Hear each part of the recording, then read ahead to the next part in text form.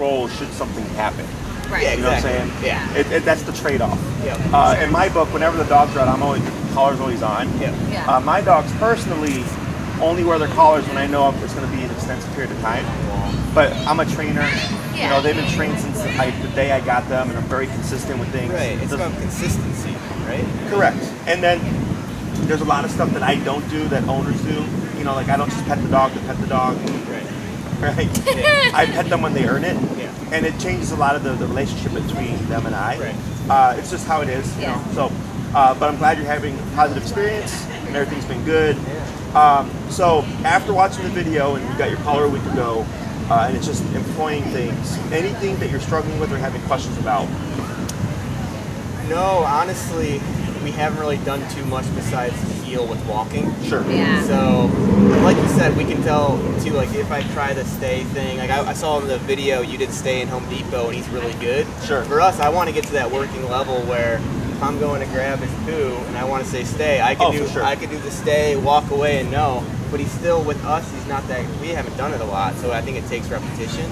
Right. That, and then we have to essentially once you start using the remote, then things transfer real easily. Because then he's like, oh wait, you have the same power as they do at the facilities. Does that make sense? Yeah. Yeah. What's interesting is, you know, it is amazing to me that just saying a word, you start with the word, and then it translates to just hitting tapping. Correct. And how does the dog differentiate? Like I noticed with down and sit. Like the goal is obviously with heel it's an auto sit. But if you say down, how does the dog know if you're tapping it and not saying down that he should go down or he should heel or he should do? How do they know if you're just tapping what they're supposed to do? Yes. So it's all about how the world looks.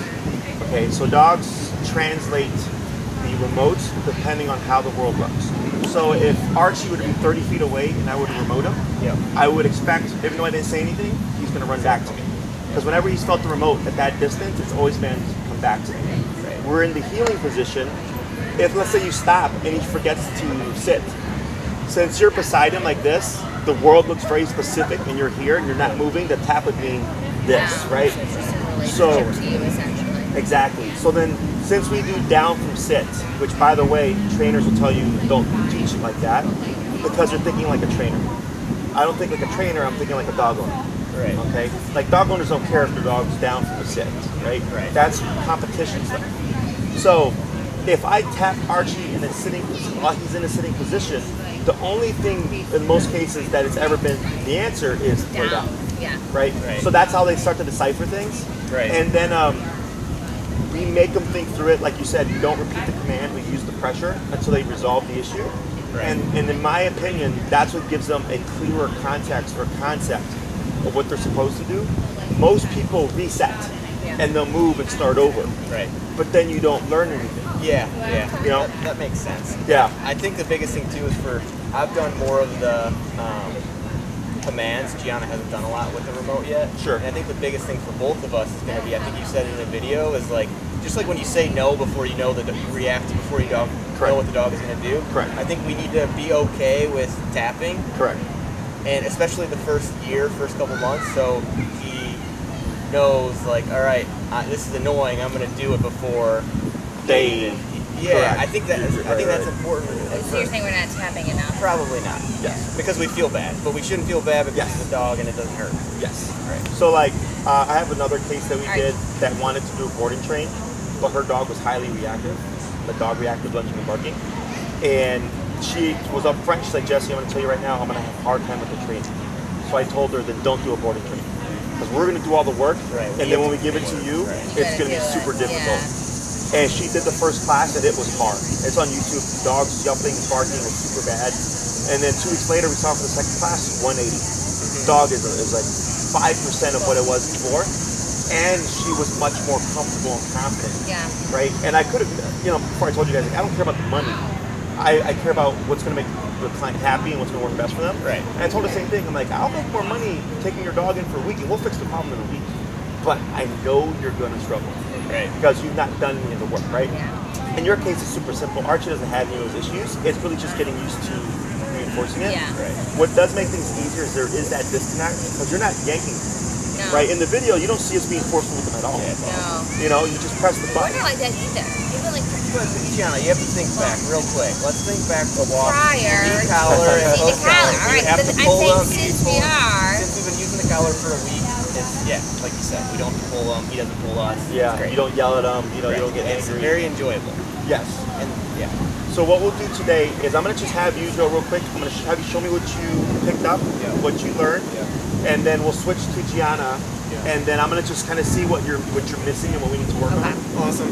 Today's gonna be all the short leash stuff, and then the next time I see you, we'll want to do recall. Yeah, that's big. We haven't seen that yet, but that's gonna be. Yeah, we have the video. I have to put it up. I haven't had time yet. Because for us, just to give you some context, it's about just having a really good house dog. Like, I want to be able to relate all the stuff he's learning with you guys to, like, when he's at home eating my boxer, saying, like, leave it, or, like, that's what's tough because he's not wearing the collar at home. Sure. Well, we So might it's need like, to wear, how do we get him to know, like, when we're eating, like, when we say off, we mean off. I'll tell you what. I'll give you guys a complimentary Zoom session. You can book that through Maria. It doesn't have, you don't have to wait a week or anything. You can book it this week if you want. Yeah. We'll talk about all the inside stuff. Okay. Okay, because that's really just information. Yeah, I'd love to talk to that. Yeah. Okay. And it's just to let her know that I said it was complimentary, so she doesn't invoice you. Yeah, thank you. Okay. Thank Sure. Let us know if the collar's tight enough. And that was my question. She thinks How I put it on tight? too tight. So this is 2 loops. That's what I thought. So you see this? Gotta go one more notch. Yeah. Right. So what we're gonna do here is, and if you have nail polish at home, see, I actually went about 2 to 3 more. There we go. So because he's got that puppy fur, you're not going by the collar, you're going by the box. See, she thinks it feels too tight, and it does feel tight, but he's not uncomfortable. No, if it was too tight, you would hear, right? So the reason for the snugness is he's got fur, so it does act as a buffer between the contact points and the skin. We just thought the prongs were so long anyway that they didn't have to be that tight, but it has to be tight. Yes. It should. Gianna's feeling guilty right now, I can tell. It should. It should not move. Right. If you scratch that, if you roll around, it should stay in position. Otherwise, if you're easy, like that was super easy to rotate. Right. That's something definitely choose. Okay. All right. And then what's your number right now? I'm at 15. Let's go down to 8. Because now that we fiddled with it, we may have good contact. More, yeah. Right. All right. And then to go ahead and let's give a test tap here. Tap. Tap. Tap. See, there's a tiny bit of response. Just go to 10. Tap. Tap. A little bit. Tap. Tap. There. So you see how he's running to Gianna? Yeah. So do you know what that tells me? That he loves Gianna more than he loves me. It's not that he loves her, but he's using her for a security blanket. Yeah. If you ever see that, it's not uncommon with couples. Whoever he's going to doesn't pet him, because then you're telling him, yes, you should feel this way about the sensation. Does that make sense? Gianna, no petting. When he's under command, that's true though. When he's under a command, you don't want to be like really physical. Is that right? When he's under heel, you don't want to be like patting him and doing all that. He's under structure, right? Right, So think of as the obedience as clocking him into work. Right. He's meant to do something, and then once you release him with the break, then it's okay. Now you can do whatever you want. But whenever you see him coming to you seeking comfort, even if it's not collar related, maybe it's with thunder or a storm or a firework, you don't want to pet him because you're reinforcing the feeling he has about what just happened. Does that make sense? Yeah. Your intent is to console, but he doesn't pick it up as consoling. He's picking it up as I should feel this way about this thing. Okay? So you just leave him? Yes. Let him recover, or if anything, I'll use the collar to get him over it, and I'll explain that. Okay. So let me go ahead and have you show me your heel, Joe. Okay. And then we'll go from there. Okay. Heel. Good. Going to relax your arm.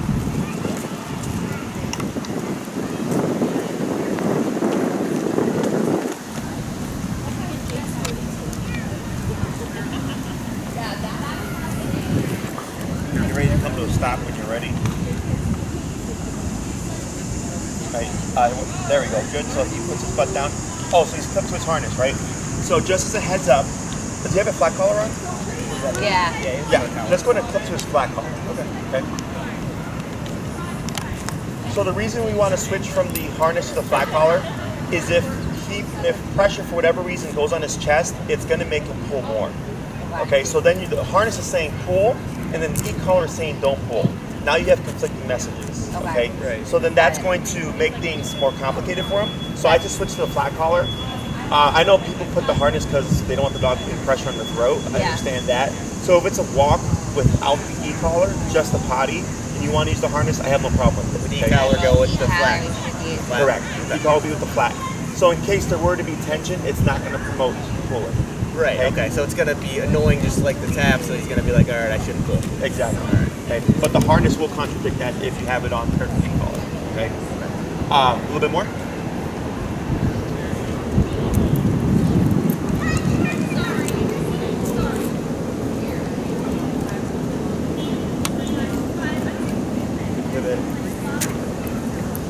Do you know how to do a crossover turn? No, The left turn? Left? Yeah, I think I just watched that. Gotcha. And then bike's behind you. We're going to try one more crossover. Good. And then stop when you're ready. Good. All right. You remember the stay? I think so, yeah. You want to try it? Stay.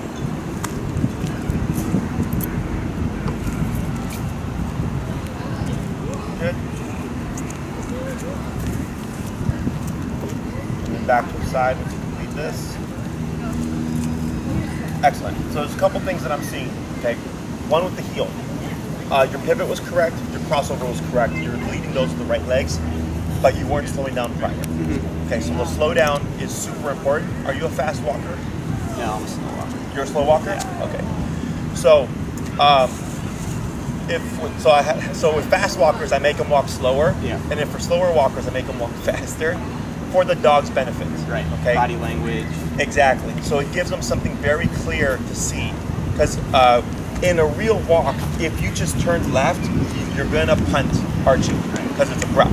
Yeah. The slow down allows him to kind of catch what you're doing, so that the leg can cross over and you can turn without gliding. Right. Yes. Okay. The other one is for the stay. You were correct. You did the arm wave. You stepped out the right leg, but you did them simultaneously. Yeah. And I would cue the stay first, and then pivot out. And then as you practice with them, it becomes stay, and then you would walk out straight forward. Right now, you're still like conditioning that that leg movement. Okay. Does the dog really know the difference between heel starts with left and stay starts They with do right? pick that up. Yeah. Wow. And in advanced training, there's no words. It's just leg movements. Wow. Okay. And that's just repetitions. It sounds super fancy, but it's really just repeat. Right. So the dog gets it. Okay. Let's go to swap handlers real quick. All right, G. First time here, time to shine. What's the? It's on 10. Nick is the one with the bubbles on it, the bumps. Yes, the bumpy one. Okay. And then what I'm gonna have you do is actually keep that left hand. So here, you see how you lay down. Yeah. I'm gonna have you lightly pull up on your leash and tap. Good, and relax. Okay. So whenever you give a cue, so Joe, the last thing Joe said was stay. Yeah. So that was the command that was in effect, Got it. right? So stay means stay in the position you're in. So since he was seated, it's a sit. Does that make sense? Yeah. If he lays down, human logic is that's not bad, right? He's not attacking someone, right? But dog logic is, well, if I can decide to just lay down, why can't I decide to just go greet that dog, Yeah, or just yeah. pee on that tree, or sniff that flower, right? It becomes other things, and the next thing you know, your dog is being disobedient. Okay, so obedience is very black and white. Right now, I'm working, right? I'm teaching you guys. I'm teaching you what we've taught Archie. I'm not on my phone. I'm not talking to other people. I'm not smoking a cigarette. I'm not having a beer, right? I'm on the clock. But after your session, if I'm off the clock, I do whatever I want, right? Same thing for Archie. Right now, whenever you give a command, think of him as clocked in, and you have to reinforce whatever he's doing, okay? The more you reinforce now, the less you reinforce in the long run. Okay. Because then he learns, like, all right, mom and dad are very black and white. There's no exceptions. There's no gray area. Sit means sit. Stay means stay. Heel means heel. Come means come. There's no in between. Okay. When you give leniencies or you give time for the dog to be a good dog, you're creating delay. Okay. Does that mean? Yeah, what I think is challenging about that though is like when he's on the clock is a small part of the day. Yes. So does the dog get used to, okay, I'm on the walk, I'm on the clock, but then for the rest of the day I'm at home and I have that leniency. I have my mom hugging me. How does the dog separate those two parts of their lives if the on command part is so small compared to the playtime part? Because of the consistency. So like I get clients that travel a lot and they'll be gone Monday through Friday morning and they'll only be here Friday to like Sunday, right? And they'll say, Jesse, I only have a couple of days to train and only like an hour a day to train. I'm like, it doesn't matter. As long as that 1 hour is always consistent, you're gonna get the same results in that 1 hour, okay? Because nobody's gonna live with a robotic dog, right? This is for when you're out here and you need the control. But if every time you take Archie out to a park or for a walk, it's consistent, that's what he's picking up on. Right. Okay? And then, like you said, at home, he's off the clock. The behaviors that you mentioned earlier are simple. It's don't do that. Right. Right? So if he was chewing my shoes, I don't say, Archie, sit, because sit and chewing my shoes are not related. Right. Okay? That's correcting the behavior, and we'll talk more about that during the zoo. Right. Okay? So that's why consistency is so important, is so that you don't undo all the work that's been done. Because the dog's always learning, right? So like, let's say in 6 months, you're like, oh, he's a good dog. We can give him some leniencies, correct? Yeah. He's still in sitting. Tap. And then when you pull up, keep it consistent. Tap, yep, tap, like that, and then relax. Perfect. Then he learns the new thing. He's like, hey, for 6 months it was when I'm on a walk, I have to be very structured. But now it's been a little bit of sniffing. The next thing you know, a little bit of sniffing becomes a lot of it is sniffing. Got it. Okay? So that's why I tell everybody this is a lifestyle, but all the work's been done. You just have to reinforce it, which is super easy. It's just use it. Okay? Do you have any questions about the heel stuff? I don't think so. Just left foot first, right? So I would say heel now to get him out of his state. Correct. Because if you moved without saying anything, technically he's still in the stay. Got it. Okay, so the new command overrides the old command. You issue the heel, you move forward with that left leg, and then I'm going to have you just do both the two types of turns, the pivot and the crossover. Okay. Just remember to slow down before. Okay. All right, Archie, heel.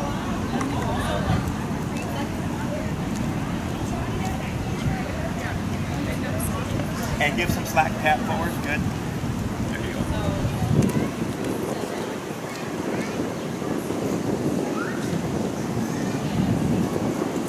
Good. And relax your arms. Relax. There you go. Okay, with the crossover, do I have to make it different? It's a left turn, No. left It's turn just a instead left of a turn right. with your right leg, like that. Perfect. Right. Relax. There you go. You're gonna slow to a stop.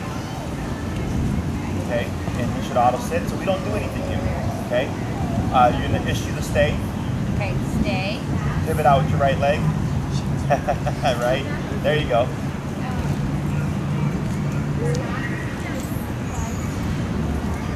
Perfect. And what I'm gonna have you do is actually position yourself to Archie's left, but you're gonna be facing this way. Okay. Up, tap, tap, up, tap, tap, tap. So good. So you made a mistake, he broke out of position. Yeah. Okay? So your instinct now should be, when you're doing the stay, you pop up real quick and you start remoting. You don't say anything until he realigns himself into what he was doing originally. Now here, he did move closer to you. So ideally when we do that, we want to have him reposition away from you. Okay. Because if you're remoting him and he ends up coming to you before he sits, he's gonna think that's what he was supposed to do, which is incorrect. Okay. Heel forward. Heel. Good, and relax. So when you walk with Archie, the reason for being relaxed is people have a habit of trying to control physically, and if your arms start going up, you're gonna start creating tension, and you're gonna untrain Archie and then go back to full leg. Right.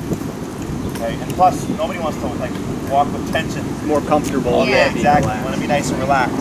So if you have a nice slack leash, and let's say you walk all through Oz with Archie like this, what does that tell you?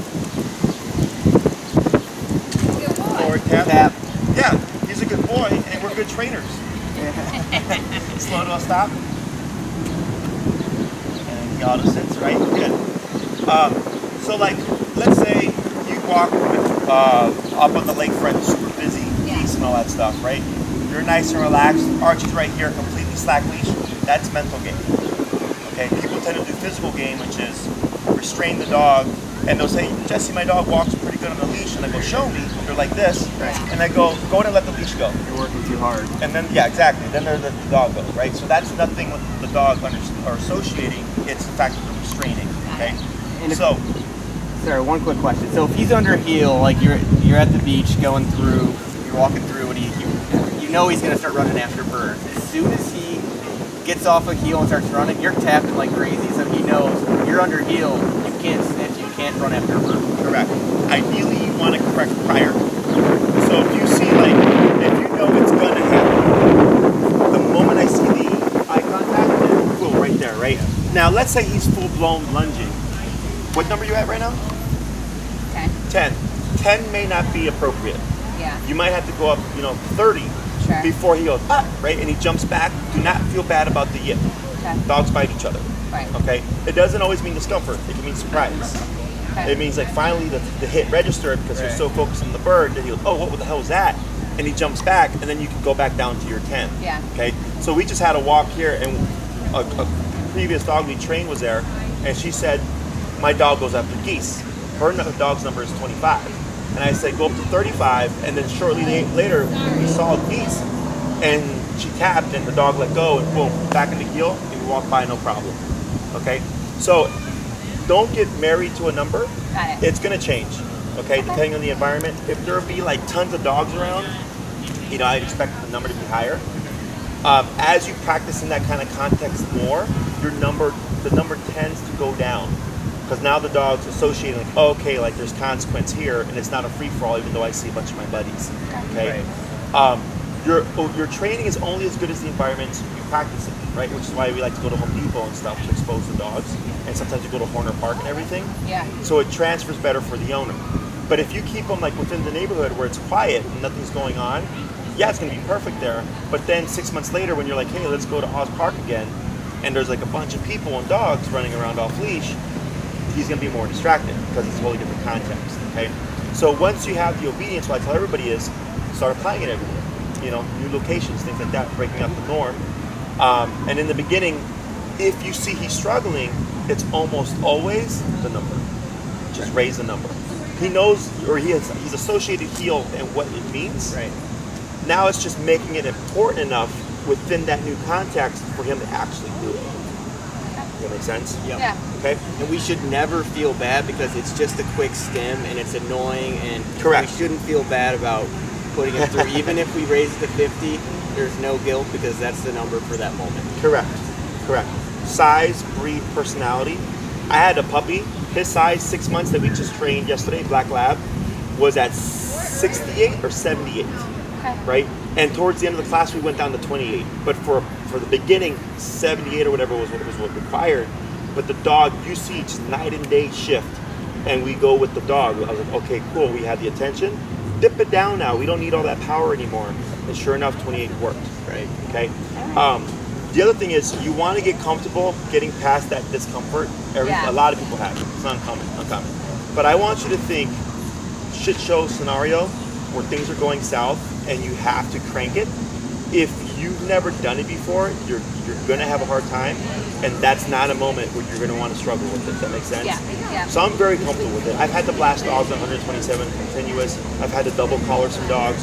So I'm very comfortable with it. And they're alive today because it's not electrocuting them. It's just a muscle stim, right? But I've seen the scenarios, and once you've gone through it a few times, it's like, it's not a big deal. Yeah. For me, like, it sucked. I was like, I really don't want to do this. Right. But you push through it because of what may result if you don't, right? Yeah. Question so far? No, I do have one question about like working level and like when we're walking. Sure. When should we start to get more strict about, okay, like he's a foot behind me or he's 2 feet ahead? Oh, sure. Like he should be literally right next to you, right? Correct. If he's like been trained for a year and whatever, he's at a higher working level. Right. So his right shoulder parallel to your left leg. That's your visual. Okay. I don't care if it's an inch. You don't allow that. Okay. So you're tapping. Tapping and then also doing the correctional turn. Right. Right. Got it. So most people, when they try to apply a prong collar or a e-collar, is when the dog pulls, they'll go no to mark the pulling, then they'll remote to punish the pulling, and when the dog comes here, they'll say heel. What that requires the dog to do a lot of thinking that's beyond their comprehension. Okay, they're not going to tie that together like a child would. Like my mom could tell me if I was pulling ahead, hey, you're too far ahead, you have to walk next to me, and I know what all those words mean by definition, right? He doesn't. So what we did was Archie wanted to go one way, like you saw in the video, tap tap, the opposite, right? So for him, he goes, this thing's annoying me, and then he turned around, oh, Enrique's going that way. He caught up, it went away. Yeah. Right? So that is always the rule. However, the times you have to do it is going to become infrequent. Right? Because he's so well trained. So to this day, if my dogs got out of line, if I needed to correct them, you would see me pivot. The last time I needed to correct them was probably years. Right. Okay? Does that answer your question? It does, yes. Yeah. In terms of like the reinforcement stuff, right? I would say like right now he's like 70-80% of off-leash capability. Okay? You reinforce this stuff a couple of months, you're gonna hit 100. Okay, the main thing that we always care about is the recall stuff. Recall has to be off-leash reliable, otherwise it's pointless, right? Whether or not you build his heel to off-leash reliability is completely up to you. But most people that when they employ that are people that go hiking. Yeah, it doesn't matter for us because we're going to be with them in Chicago. Correct, right? So what you have here in terms of this tap, good, is the city family pet appropriate type of obedience is how I dub it. Yep. Okay. What I liked is we talked for like 5 minutes and he maintained that position, right? Good. Right. So the more you do this and reinforce it, the less you're going to have to. So far, you've had to do it 3 times, right? Yeah. Now, when it comes to stationary stuff, go ahead and just cue the word down. Down. Tap. Down. Don't repeat. Tap. Tap. Tap. Now, what I'm going to have you do here is switch your leash over to your right hand like this to free up your left hand. Start tapping and lightly touching the shoulders, pushing down. Tap. Tap on top of the shoulder. Down. Tap. Like that, and then relax. Good, right? When it comes and with your left foot, step on the leash where it is on the ground. Right there, perfect, okay? Sit is not meant for extended use, okay? As you can see, a dog gets uncomfortable sitting on their haunches, that a lot of times they will lay down. Right. So, we have to reinforce if that happens. We can't allow leniency. However, if I know I'm gonna be stopped for a period of time, I employ the down. Got it. I tell them, I'm like, I'm going to be here for 20 minutes and I'm not going to make you do that, right? This is meant for extended use. Got it. You go to a restaurant patio, you forgot your towel or something, down. And the reason why we step on the leash is if you feel a tug, what does that tell you? He's doing something, right? Yeah. He's like straying, he's sniffing something, whatever. You would correct him, and since he can't go far, he should come back and just, lay back down again. Okay. Down is good for dinners. Excuse me? Down is good for dinners. Dinners, brunches, lunches, you know, going to a friend's house and maybe he's causing a ruckus for the kids or something and you need stationary control but don't have like the place command, this is what you use. Okay. This is very strict. It's lay down, no exceptions. Got Sit. it. Sit down, no exceptions. Okay? And then we have the place command, which is, it's okay. Tap. You're at 10, right? Let's go to 12. Dial clockwise is up. There you go. Good. So let's say he kept being playful with the leaf, and if you allow that, tap, tap, tap. Let's go to 15. If you allow that, he's going to become more involved with it, which is probably going to end up with a complete break of position, right? So you want to correct it immediately. So that's fine. It's lay down and be calm. Okay? You're not going to get an excited down because they're conflicted. Because excitement wants to move. Right. And down is you don't move. Right. Does that make sense? So a situation, if we give him a bully stick at dinner to keep him occupied, he wouldn't be in a down command because down should be, you're just down and daydreaming. Correct. If we're giving him a bully stick to keep him occupied, he's not under any command. Or you can put him on place. So like let's say you give him something and you don't want him to make a mess, right? Because like some dogs will bring it to the couch or something. Is the place command, which you saw us use the elevated dog bed, you would send him, and place is more lenient. It's sit or lay down or stand up. Makes sense. or chew on the stick, right? But you cannot take the stick off of the object, Got it. right? So it keeps them confined. Exactly. It's that one tends to be a client favorite because it's so easy, and it doesn't require you to be super strict, right? So if you put them in a down, no, you're fine. If you put them in a down, it's that position, no exceptions, right? So like here, with all this stuff going by, like a nervous dog would want to move. Yeah. So the way we help nervous dogs is we put them in this position, force them to be stationary, while crap they don't like goes by, right? Yeah. And they have to contain themselves, right? Yeah. Here you saw them look at it, I don't mind. Yeah. They're like, oh sorry, like, don't worry, our dog's trained. It's not gonna bother him. Right. Okay? If a dog walked by, same thing, right? He should just stay there. Now, if he went to sniff, okay, this is an on-the-fence behavior. If he just sniffs as the dog passes and like just resets but doesn't like get up, I'm fine with it. But if you see with the sniff, he tends to want to follow, you want to remote that. Okay? Question so far? Is this all making sense? Yeah. Right? So we have the heel, we have the sit, we have the down, the stay, the down. You understand the difference between down with the implied stay and utilizing stay, the verbal cue? Yeah. Do you know, so when would you use the stay command? So just like briefly is when I would be using this stay command if I'm like getting to talk to you for like. Can you repeat what you said about the difference between verbal and what were you asking? So if you say down, right? Right. We did not say stay, right? It's implied. Lay down, don't move. Right. Stay is stay in the position you're in and don't move, right? So to clarify, because the way I use it is different. Because people who say sit, stay, they'll go stay, stay, stay, and they walk away, right? Yeah. We don't do that. Okay. Right. So stay, the word we use when the dog's already in position. Okay. So let's say Archie is in the home and he's laying down on his own time. Yeah.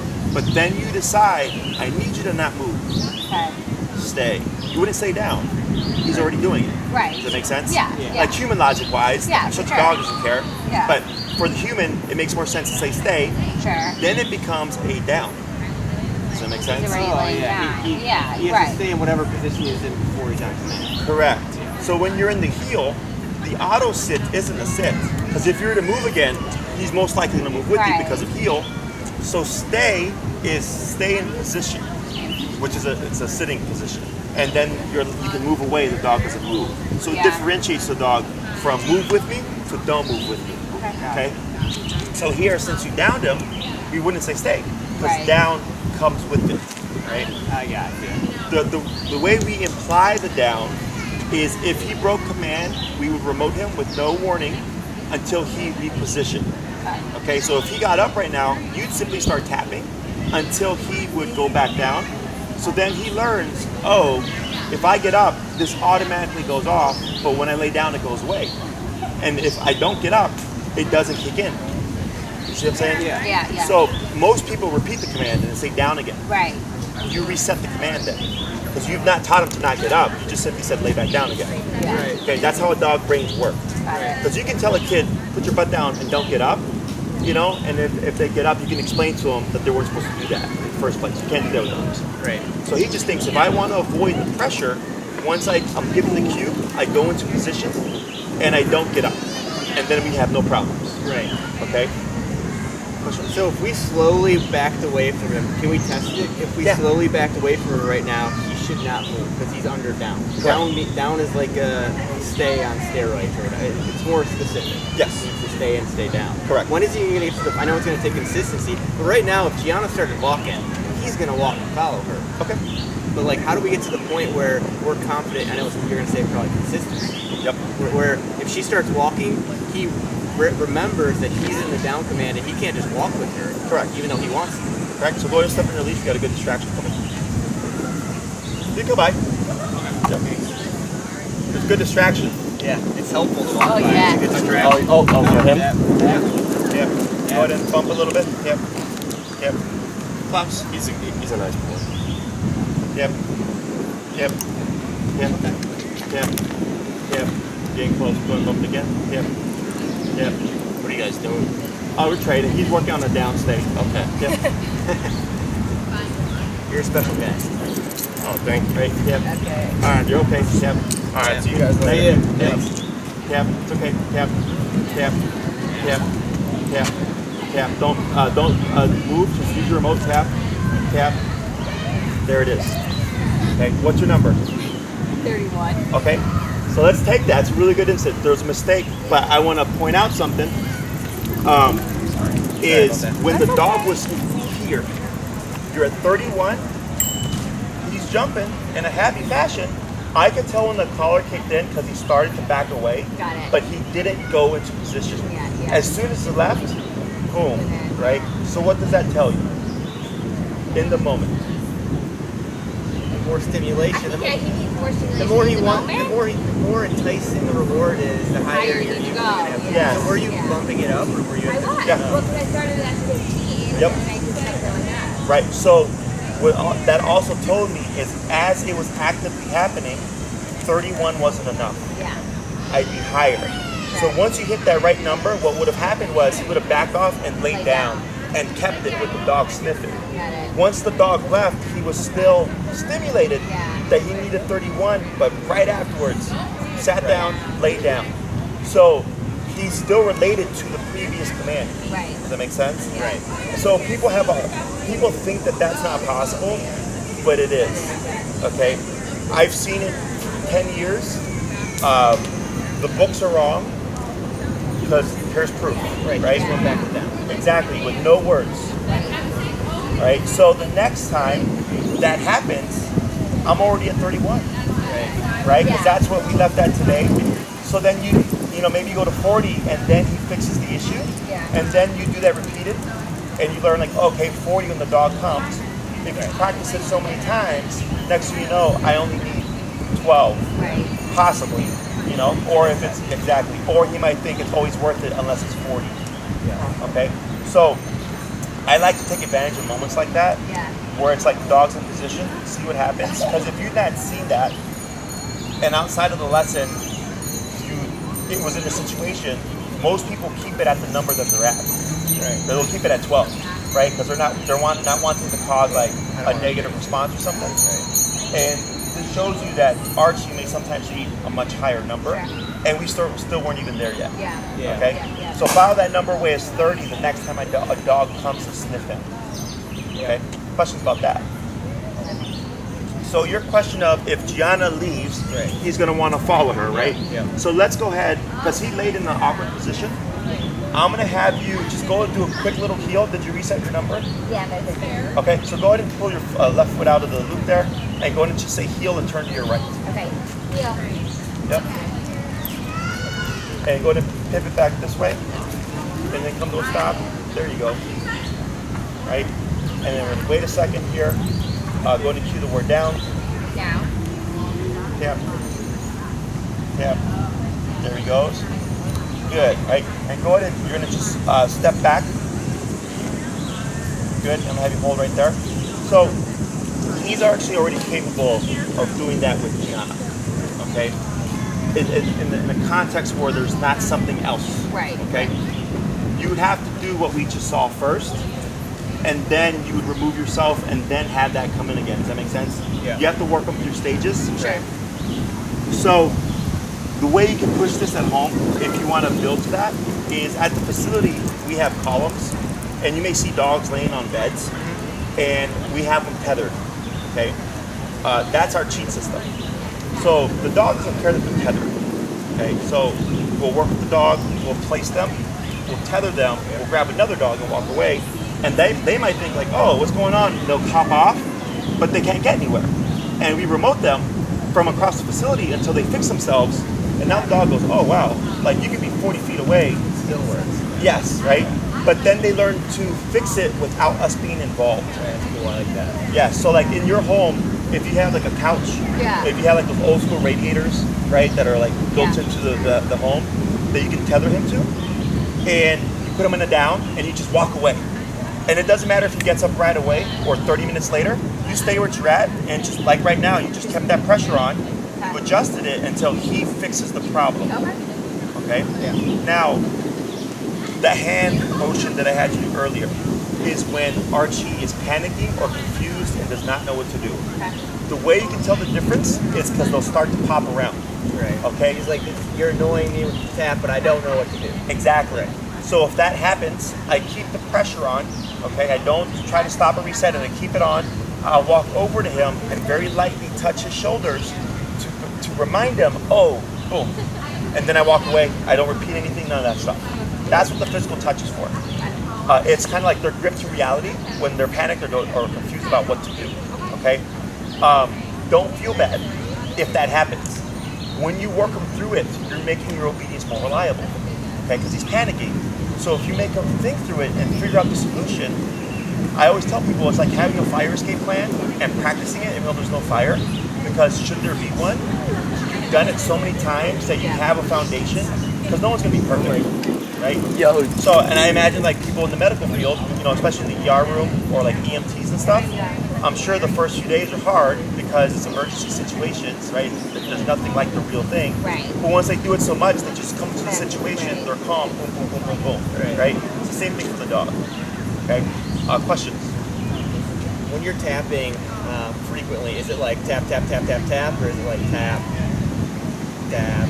It's tap, tap, tap is the general rhythm. Fast tapping is when I need speed. So going to your question earlier about the heel, if he should be lagging, okay? If he's lagging and it's been 30, 45 minutes and it's a hot day, if he's hot, I don't worry about it, right? Okay? If it's at the beginning of a walk and he's lagging because he wants to sniff the ground, I speed up and tap, tap, tap, tap, tap, tap to make him get his little butt over here. Yeah. With the recall stuff, if I want really fast recall, it's tap, tap, tap, tap, tap. Get over here as quickly as possible to turn this off. When it's stationary stuff, you want to go slower, right? Because if you try to go fast, you're going to make them pop out of the down position, okay? If anything, I do, tap, tap, tap, and then just slowly start to bump it like you were doing. Yeah. When you ended on 31, I would say that was a pretty good escalation for where you're at in his stage of learning. Once the dog's already learned something, right, and it's very concrete to them, I can escalate very quickly because they've had lots of repetitions on correcting mistakes. Yeah. Right. Okay? Other questions? Gianna, can you think of anything? I think if I ask a couple more, Gianna's going to be upset. No. I actually was questioning if my rate of increase, of how quickly I increased it was okay. I also was kind of fumbling with the Yeah. used to it. Yes. Like when he was playing with our dog, but then I was also nervous that I didn't want to go too much, but I could clearly see responding as I was going Correct. incrementally. Correct. Can you go too? But you can't really go too much, can you? Like you don't want to go. You don't want to jump to 70.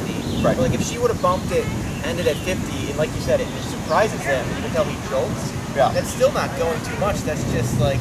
They either caught him off guard or maybe it finally kicked in, but then I would just go down lower to adjust. But let's say that did happen and you went to 45 and you went right and he jumped back, but then immediately laid down. It worked, right? So people want to get things done perfectly without any harm to the dog. You're not physically hurting him, you're not emotionally hurting him, you're not psychologically hurting him. Yeah. He's meant for this kind of communication. He's meant for physicality, right? And like his demeanor here, someone might say like, oh, that dog was depressed. I'm like, no, he's calm, Yeah. right? Like you can't have a happy dog in a down position, Yeah. otherwise they're ready to pounce. Like that's how I perceive that. Yeah. Yeah. And you're not creating a robot. It's when you need to control your employee. Yeah. Okay. In terms of application in life, how does obedience work? Again, down to stationary stuff. If you got a dog that like harasses your guests when they come over and like eating, you want to have them stationary away from everybody, right? You could also correct them for the begging behavior. There's two types, but with what you know right now, I would use my obedience because that's what I'm familiar with, right? The heel is meant for leash walking. My general rule of thumb is 80% work to 20% play. Okay. So if I go for an hour-long walk, 45 minutes is tight heel, 15 minutes would be break time, sniff, all that stuff. Okay? And the way you divide that's up to you. You can do 5 minutes, walk, 5-minute break, walk, 5-minute break before we go in. You can do a long walk, 15-minute break in the middle, and then walk back, 45 minutes, and then 15-minute break at the end. Whatever, but 80% to 20% is my usual division. The other reason for that is your dog becomes what you practice with them. right? So if you practice a lot of just make whatever decision you want, do whatever you want in the outside world, you get that kind of dog. Yeah. But if you're practicing your discipline and the structure, you get a more structured dog that's going to listen. Yeah. Did you have a question? I did about break. Okay. So can we practice that maybe, or like how do For we sure. functionally? We're on a walk, we're in heel, you know. Will Archie really just start to understand when we say break? They'll start to get it. Like I can go sniff. Correct. So right now, if you're not seeing that and you're seeing a bit more caution, it's because he just came from like a boot camp. Right. Yeah. Right? So it's really fresh in his head. Yeah. If I see a dog that's really struggling with the break command, if they have any ball drive or like toy drive, I'll tell the owner to bring it with them and they'll say break and they'll throw the ball to create the impulsiveness of break means freedom. Okay? Yeah. If their dog has no drive, then on a walk, I'll exaggerate the breaks and like walk, stop, break, wait a little bit, heel, walk a little bit, stop, break. Yeah. Okay? And I'll review it with you right now. We'll just wait for the development class. Okay. Yeah, because I feel like, well, he's not there yet at all, but I feel like he didn't. Without coming, should I preemptively go higher on him, knowing that? Yes. Yeah. So after that first instance, right? If I see something coming, I'll preemptively jump up, Okay. and I tend to be just under the last number. So if it was 30, I might be at 25. Yeah. Okay. Yeah. And then if I end up on 40 the next time, I come in at 35. Got it. Okay. And eventually, and maybe one day you come in at 35 and he yips. Yeah. Then okay, now I don't need to go so high. I have to find that in Okay. between number. It's math, Yeah. right? Once you figure it out, it's easy. Yeah. Go ahead and put them in the heel, and then we'll review the break. Archie, heel. Yep. Left leg. Yep. You're good. There it is. Boy. Good turn. And I'm going to have you stop right in front of the grass right there. Okay. Slow to a stop. Good. And what you're going to do is when you move towards the grass area, you're going to go Archie, break, right? Okay. And you're going to let the slack go. Okay. And I want to have you, right now, keep the face him. Because a lot of dogs will stay here. Because so much heel work has been done. Okay. So when you turn to face him, you break from that picture, so that he doesn't get glued to you. Because if you say break and continue to walk with Archie like this, he's going to keep on with the default heel. Okay? Go ahead. All right. Archie, break. Good. So now, he's free. Yeah. And I just meander, I make no sense. And I try to keep from walking beside him so I don't create that default heel. Because I don't know if you saw, as soon as he walked forward, Yeah, he's back, right? Because he's looking at the picture. So then I always just keep facing the dog, and I'll just kind of meander backwards and move That around. makes some more sense. Okay. Yeah. And then if he does glue to you don't say go play or anything like that, because the more you talk to him, the more inclined he is to actually stick with you. Okay, I just break and then ignore the dog. And if I see them struggling with the detachment, I just will heel, walk a block, stop again, break, and I just keep repeating it. Okay, because now I have to fix a problem, and the problem is the dog is overly cautious. Right? And it's bad in the beginning in the sense that you're wanting to enjoy the freedom. Yeah. But that's actually part of why the dog won't run away. Right. Right? Because he doesn't, like most of my dogs, people let the leash go and there they go. Right. Because there's no inhibition. Now we've created that, but now we have to create the balance of, buddy, break means you're free. Right. But if I need you and I say come or say heel or something like that, you're gonna have to do it. Yeah. And that's the balance you're trying to create. Yeah. Okay? The come is coming, right? The come. That's the recall piece. Correct. Right, the recall. That's the second. That's the second. That's the second. Yeah. That will be good for us. And you guys will need a long leash. 30 feet is the perfect length in my opinion. So like $8-12. Yeah. Go on Amazon. I Nothing fancy. have a retractable one that goes down. You can use it. It's probably a 20-footer, but they're very awkward to work with. Yeah, because it's so thin. Get a 30. Yeah. Well, that and then like just a big old handle thing, Yeah, a box yeah, thing and yeah. stuff. That's true. So the 30-foot, we'll show you how to do the recall stuff. Got it. How to apply it or practice it so that it becomes realistic. Got it. Because you're not, the way we teach it is, we work with the clients between each other, but you're not going to be calling Archie away from each other in real life. You're going to be calling him from chasing something, if you're at the dog park and you're like, okay, I'm done with the plane, get over here. Yeah. Or if like he's running towards the street. So we want to recreate those kinds of scenarios. If you want, oh wait, no, I don't think we have any videos on it. Yet on YouTube, no. At least not realistically speaking. But does he have any kind of prey drive?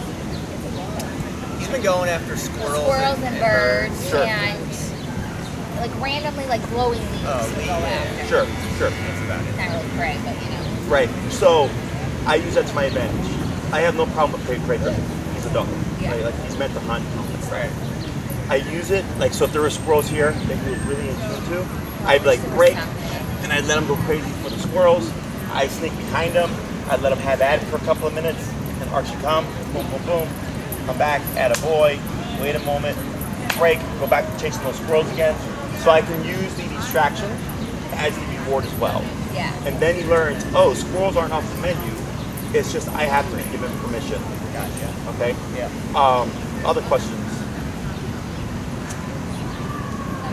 So now he's in break, but he's laying down. Yeah. So So then, I would say heel to get him going, then like restart. right? Or if you wanted him to stay in the down, you'd say stay, Okay. right? If you wanted that stationary control. So then if you did say stay, it becomes that down command. If he broke it, you would reinforce it like you reinforce the down yeah. command, Okay. correct, right? In the beginning, the reason why we do everything on the leash is because dogs, if they can try to get away from something, that's the first thing they're going to try. So earlier when I said step on your leash, you limited how much motion or range of motion Sure. you had to make it easier for him to get to the answer. If you would have left it 6 feet slack, he would have went off to the end of the leash, trying to move away, trying Right. to try out other options, right? So that's why you practice, put ourselves in situations where the dog's going to make mistakes, so that we can correct them, and then eventually if you do it enough and reinforce it enough, you've done a lot of context, you have an off-leash trained dog. Okay? And I always jump to the remote whenever we're trying to fix something, because at the end of the day, should something be happening and he's off leash, that's your only line of communication. The more you force yourself to use it, the more comfortable you get. Most people's first instinct is always jump for the dog or jump for the leash. Okay, they'll either get rope burn or they won't catch the dog, right? And I'll tell them like, why don't you just go for the remote? They're like, I panicked, like I didn't, you know. Yeah. Right. So it's force of habit. Right. Like my always first instinct is just jump to the remote, make it happen. Yeah. Whereas most people is jump to the leash. Makes sense. In terms of practicing to start Yeah. building his reliability, heel is easy. You can do it when you go for your walks. Right. If he poops, like you said, just you can give the sit cue. He puts his butt down. You step away. You don't have to say stay, right? Because he was given the sit, slide. You step away. You pick up the poop. You come back. You can then employ the heel. At a red light, you can do a quick stay, move around a little bit, come back to heel once it turns green. I don't do stay if I'm leaving through a threshold and the dog's going to not follow me, but that's temporary. Stay is permanent. Okay, stay is keep your butt down until I release you. Right. So if you said that and you walked out the door, he's not going to sit there for 8 hours until you come back to work. He's going to move, right? So don't employ it there because then you're creating a gray area for the dog. Right. That's more of like a wait, right? A temporary hold. For the down, you can employ it during dinner. If you're going to be sitting down watching TV or a movie or something, have them down, have them leashed out. You step on the leash, and just enjoy the movie. So we can practice in the house with the e-collar. We should probably have the e-collar on him in the house if we wanted to be disciplined. You know, say an hour a night in the house. Sure. Just practice the training, and also on the walks. Correct. Right. Just as you're trying to transition and transfer everything to yourself. Right. Right. So he has to start learning that these commands aren't just applicable at our facility. Right. They're applicable at home as well and on the walk. Once you get it down, and you're like, oh, we tell Archie to lay down, and he lays down for hours in the home. I'm not worried about in the home anymore. I just use it outside. Gotcha. Yeah. Okay. Wait, I'm going back now. Yeah, I think I'm confusing myself on stay. So like Sure. if I'm at home and I tell him to lay down, Sure. and it turns out he should take that as he should lay down and not move Correct. until I tell him to Correct. break or heel. So then when do I really have to say stay? Right. Stay is like the most useless command. Okay. You know, I teach it because a lot of people think they need it. Right. But that's why I was like, if he poops, if he's already put his butt down after the poop, you can just say stay. But saying stay would be the same thing as saying sit. Correct, right? But sit would be if he's standing, to create this. Right. So if you're already sitting. If you say stay, he can go down to it. No, he can't go down to a down. Okay, so you're in heel. He does an auto sit. If you say stay, he can't go down. He has to sit. But what's the difference between if you go from heel to sit or heel to stay? Wait, is that heel to? Oh, I see what you're saying. It's the same thing. Right. So Yeah. you wouldn't say sit during the heel because it's auto. Sitting. It's automatic. Got it. Right. So since it's already sitting, That's why you say stay. Got it. Right. Okay. So if he poops and he's standing, sit. Right. If he poops and he sits, stay. Makes Right. sense. Okay. It's the most confusing command, but it's also the most useless command. Yeah. So it's But it makes sense after heel because heel it's an auto sit. So if you move without saying stay, he's gonna go from sitting to following you. So it makes the most sense after heel to say stay. Because if you're going to pick up his move, you're not going to say down because I don't need you to go down. Stay where you are. Correct. Right. So that this way, if a distraction comes while you're picking it up, all of a sudden he does it lunge. Yeah. You know, you're putting the control prior to the distraction happening. Okay. You got your mustache. So, with your experience, I guess, what can you tell us? I don't know, like you got to know our dog for the past couple months. Like you bucket in your head, you bucket dogs in different categories. Like I don't know a lot about dogs. It's our first dog. Like how is he generally? Like I know he's a good pup because he's been really good. But like, how do you bucket dogs in your head in terms of like I want to get the most out of him as being a good obedient dog or like a family city dog? That's really contingent on the family and their life with the dog. Right. So I categorize it. There's like 3 categories. There's I walk my dog and I take him to the dog park. There's I walk my dog to the dog park and go to restaurants. Yeah. And there's all that and I go hiking. Yeah. Right. We're number 2. We're number 2. We Right. could be number 3. We could. We're not going to be, but we could be. Right. So what the training that you have now is for the number 2. Okay. That's why I ask people like what do they need because that tells me what we need to do to get them there. Yeah. Right. That's how I categorize them. Is what do that people end up needing? Because a lot of dogs don't get trained because they're good dogs in the sense that they're friendly. They don't really pull a whole lot. They don't jump on people. They don't bark a lot. And they're not aggressive. Yeah. People really don't care about obedience if they had that kind of dog. You know, like they don't care about the pulling, but they just take them to the dog park and let them go. Pain in the ass. And they don't care about like the recall because they just go and grab them. Right. You know, I don't like it because I like a really well-trained dog, but their opinion and mine is very different. You know, I think in my personal opinion, your pup that you have is a really good pup. He responded well to the collar. He wasn't nervous or anxious or anything like that, like to a unhealthy degree, right? Like he responded, he recovered, he performed really well. He's nice and chill when you need chill. He's also playful when you want to give him permission to play. So I think you have a really well-rounded pup. Now that could change. Right.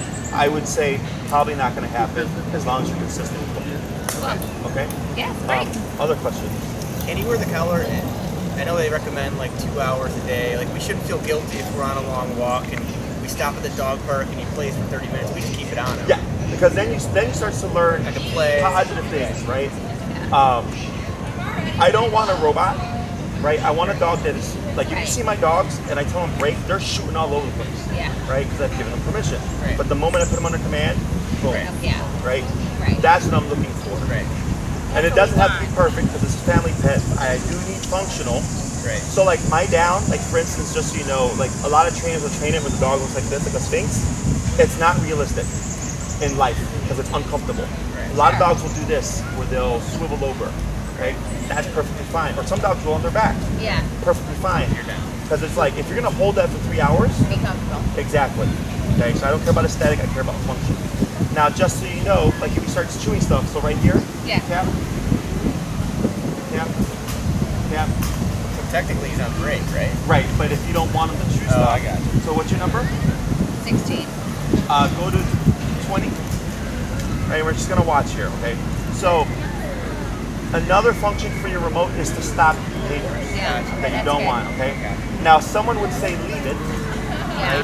He's a lot. I personally don't like to use the word leave it because then you always have to say leave it. I want just don't pick up crap off the ground Yeah. because you don't know what's on it, right? So every time he goes for a tap, let's go to 24.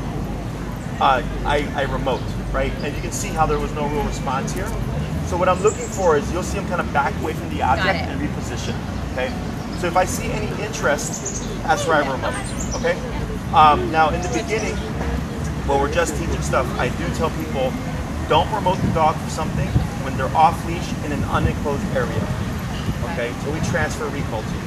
Because there's a possibility if you jack it up too high and you then make connection, you'll startle him, and his first response is going to be the flight, and you've not worked through that yet. Okay? But if he's on a leash or he's in the home, like he's not going to run anywhere, okay? Then you can experiment, you start learning these things, okay? Don't be like surprised. I've had dogs that the owners had to blast them on 127 for eating goose food, okay? But the dog would still try to eat goose food, okay? It was worth it to them. So then we had to do 127 before they tried to eat goose food to make it not worth it, okay? Dog logic and human logic is very different. So don't be surprised if you ever come across that because he is a dog. To you, it's not worth it, but to him, he's like, it totally is. Okay. Other questions? So he can wear it for. We should feel guilty if he has it on for 3 hours in a row. No, just rotate it. Okay. It helps prevent pressure sores. If you find you're having a hard time achieving contact, there is an adapter that's meant for extended wear. You don't have to worry so much about him wearing it for, it's meant for 24 hours. But also, since there's more points of pressure, there's more consistent contact. Okay? So if you want that, you can shoot me an email. I'll send you the link to it. I just don't want him to have to feel bad if he has it on for 3 hours. It's not like it's going to happen a lot, but I just don't want to have to feel guilty if he has it on for 3 hours. We have some dogs in the facility that wear it 24/7. Okay. Yeah, I mean, like when he's home during the day, so like when I get home from work. 30 minutes a night inside and just our walk outside, and that's all we need to do. Sure. Okay. The saying of you don't use it, you lose it, right, is somewhat applicable. It's not that you lose the obedience completely, because they'll always remember it. As soon as you keep them with pressure, it's just they won't resolve things as quickly. Got it. Does that make sense? Yeah. Because it's been months of him trying to fix something, of not fixing a mistake. Right. So then he kind of forgets, like, what was I supposed to do? Right. So definitely just employing it, even if you're not really needing it, helps keep everything in effect. You don't have to do much, like you said, 30 minutes at home for a bit, and then on your walks, and then maybe you stop by a patio and you down them, like you're actively using it. Yeah. That's what keeps the obedience functional. Okay? It's so useful. It's great. I'm glad we did it. You guys are awesome. Thank you, appreciate it. Yeah, it is cool. It's kind of crazy. That's like a little puppy, how fast they learn. They get the structure and everything. Yeah, 2 months to start this stuff. Yeah. I don't because people's mindsets on things. But we have a 3.5-month-old puppy coming already to start e-collar, and he's the same. He's smaller than Archie. Yeah. But their reasoning is because he actually bit the youngest daughter. Okay. Right, and I told him you can start it now. Like you don't have to wait a few months. Yeah. You can actually start it now. It's just going to be a little bit different than if it were an older dog. Yeah. I don't like the outside perception. That's kind of tough to get used to. Not that we have a lot of it. Like an example is we're going to take him to Gianna's mom's house tomorrow. Sure. And she's gonna be like, "What are you?" It's her she treats him like a kid. She's gonna be like, "What are you guys doing to my poor grandpa?" No, which is fine. She's dramatic. That part's kind of hard, but I totally see it's super useful, and you get the I think highest. you just need to see it in motion. Correct. People's assumption is you're gonna make the dog scream and yell, right? Right. Which is why we did those first sessions, Right. Because you can see the difference, Right. Right. And every dog is different. Like I've gotten some dogs that needed a harsher approach, but totally different personality. Very, very small percentage of the dogs that we work with. Yeah. Right. So he has it on in the house. He's been barking a lot lately. He's not a barker, but I don't know. He's been barking at the TV. If we didn't want him to bark, You can use the remote to stop it. Okay. When you set up the Zoom, I'll give you another means of correcting them for all that inside stuff. Got So it. you don't become. So it's good for the behavior stuff. Obedient stuff, you'll use your e-collar, okay? But for things like don't jump, don't bark, don't nip, don't chew, don't bite, whatever, don't beg, it's super simple. And I'll go over all that with you, okay? Okay. Yeah, so he has 4 sessions left, and then we'll schedule our second in person, right? Correct, yeah. And then he's going to be in daycare with you guys, and then it's just normal daycare, but I still think it's probably super beneficial just him being in that environment with your whole team. Yeah. He's probably, even though he's not on the e-collar during just normal daycare, he's probably still getting a lot of it. Yeah, you're still going to, it's not training, but in daycare you're still going to reinforce all the... Yeah, he's still meant to walk here. Okay. We use the stays when we go in and out thresholds and stuff like that. Right. We use duration work still. Like if the dog knows place, instead of being in a kennel, Right. we'll do duration So we'll work. get a lot more out of, let's say we just stopped, training's done, no more daycare with you guys, we try to do it on our own, we'll be fine, but we'll get a lot more out of keeping in the daycare with you guys, with Right. your team. Right. Which You know, makes and we don't charge that because it's easy. Like a lot of places go, like if you want us to work with your dog, pay extra. And they go, if your dog's already trained, it makes things so much easier for us because it's we know how to use everything. It's not more work. Yeah, you get to know the dog. Yeah, you know. Yeah. And that's why our facility's so quiet. Like we don't have dogs barking and yapping all over the place. Yeah. They still have fun. They bark in there, Yeah, they right? play a But when people come in and stuff, they might give a little rough, like who's that? But then they settle very quickly. Yeah. Right. You know, structure. Right. Okay. Awesome. Thank you guys. Thank you. We appreciate it. Thanks a lot. Of course, Appreciate thank you it. guys. This was good. Well, I'll get we have the video footage for the recall and the perception level stuff, so I'll get that together and email you that once that's done. And then we're going to make a second overview to show like the progress between the first week to the end of the second week. Okay. So you have a difference there.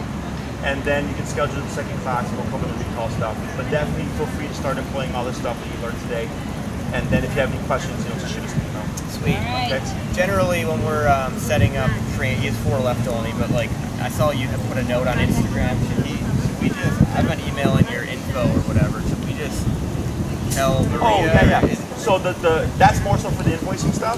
Okay. You can continue to email us on the info to say like, hey, it's coming in for the daycare. Yeah, if you want the heads up, we'll give it to you. If not, we'll just bring them in the morning. But I figure the heads up is good. Yeah, you're fine. You can bring them in. Like if it's a last minute thing, it's not a problem. Okay.